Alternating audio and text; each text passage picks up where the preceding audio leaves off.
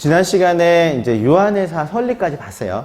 그러면 이번 시간에는 이제 유한회사 일반 변경 등기를 볼 겁니다. 그러면 다른 것들은 많이 있지 않고 유한회사는 잘 안 바꾸는데 임원의 임기도 별로 없다 했잖아요. 근데 교체가 될 때가 있어요. 교체가 될 때가 있고 그 다음에 생각해보면 등기사항은 아닌데 우리가 주식회사에서는 주주끼리 서로 사고 팔 때에 대해 설명을 아무것도 안 했죠.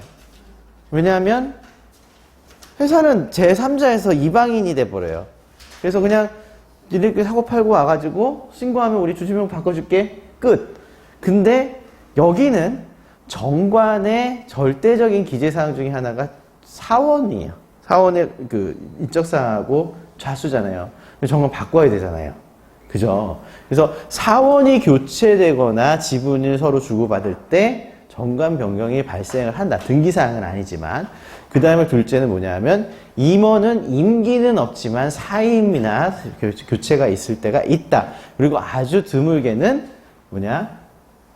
당연히 임기가 있다고 생각하니까 유한에서 어쩌다 한번 들어오면 임기를 그냥 넣는 거예요. 정관에. 그러면 나중에 와서 3년 지나고 나서 했어야 되는 거 아닌가? 뭐 이런 때가 옵니다. 그런 때를 대비한 사원 및 임원 변경 사항은 어떻게 할 것인가를 보겠습니다. 자, 416페이지. 유한회사 꿈과 같은 세상의 임원을 다음과 같이 변경하는 등기를 신청하시고 있습니다. 변경의 회사의 내용은 좌수가 김아름 이베티 박건이 5대 4대 1로 갖고 있고 임원은 대표이사 및 이사 김아름, 이사 이베티, 이사 박건, 감사 최고야 이렇게 되어 있습니다. 변경 후에 김아름이 나가겠다고 한 거예요. 그러니까 지분도 넘기고 그 다음에 임원도 안 할게 이렇게 한 겁니다. 그러니까 나 아예 나갈게. 이게 일반적인 유한회사에는 잘 없는데 세무법인이나 이렇게 유한회사를 준용하는 데는 이렇게 있을 수가 있어요. 퇴사 처리하면서 지분도 넣고 이렇게 할 경우가 있거든요.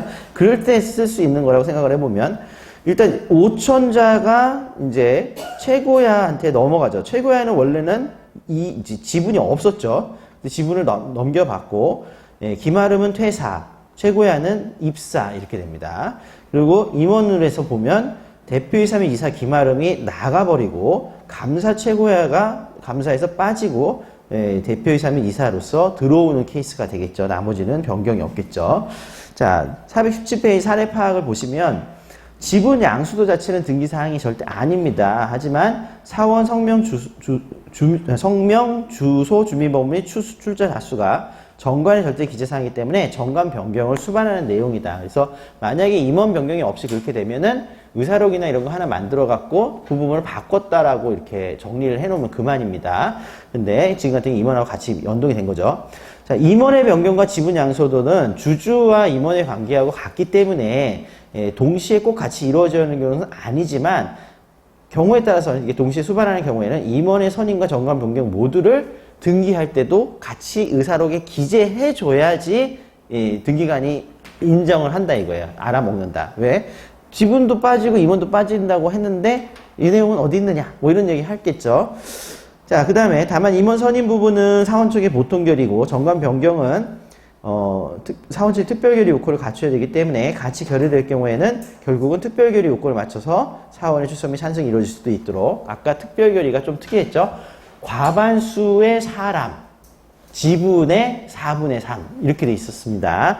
그거를 잘 보셔야 됩니다. 특히나 그러니까 일반적인 유한회사는 뭐 10명 안쪽이에요. 아무리 많아도 사원이 몇 명 안 되는데 회계법인이나 세무법인처럼 이렇게 쭉 돼 있으면 거기는 한 10대 명에서 20명이 넘어가시는 경우가 있기 때문에 자칫 잘못하면 사람 수에서 모자랄 때가 있어요. 지분은 한쪽에 몰려있다 하더라도 그런 거 좀 주시하시기 바랍니다. 자, 그 다음에 이제 대표이사 선임에 대해서는 정관의 별도 규정이 없다면 이사 과반수 결정이 해야 되는데 업무 집행이다. 근데 대개는 정관에 이사, 대표이사, 감사는 사원적인 결의를 정한다라고 써 있습니다. 그러니까 되게 이 본사에서도 그렇게 전제해서 사원 쪽에만 하는 걸로 만들었습니다.